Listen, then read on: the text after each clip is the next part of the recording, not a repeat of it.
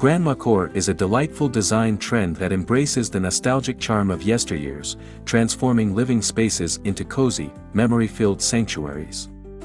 This aesthetic draws inspiration from the comforting homes of grandmothers, incorporating vintage decor, floral patterns, and cherished heirlooms to create an atmosphere of warmth and familiarity.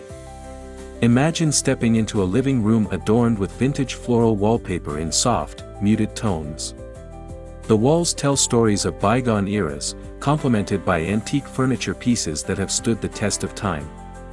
A well-worn wooden rocking chair sits invitingly in the corner, draped with a hand-knitted blanket, beckoning you to curl up with a good book. The coffee table, perhaps an old trunk repurposed, holds a delicate lace doily in a vase of freshly picked wildflowers, adding a touch of nature's beauty indoors. In the kitchen, open shelves display a curated collection of vintage china and enamel cookware, each piece carrying its own history. A farmhouse table, surrounded by mismatched wooden chairs, serves as the heart of the home, where family recipes are passed down and memories are made. Gingham curtains flutter by the window, filtering in soft daylight that dances across the checkered linoleum floor. The bedroom becomes a serene retreat with an iron bed frame adorned with a patchwork quilt, each square telling its own story. Embroidered pillowcases and crocheted throws add layers of texture and comfort.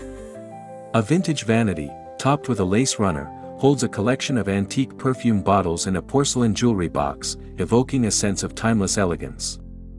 Throughout the home, the walls are adorned with an eclectic mix of framed botanical prints, cross-stitch samplers, and family photographs in ornate frames.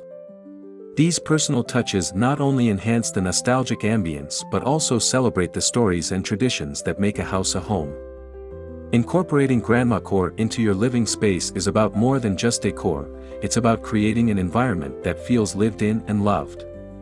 It's about blending the old with the new, honoring the past while making room for new memories.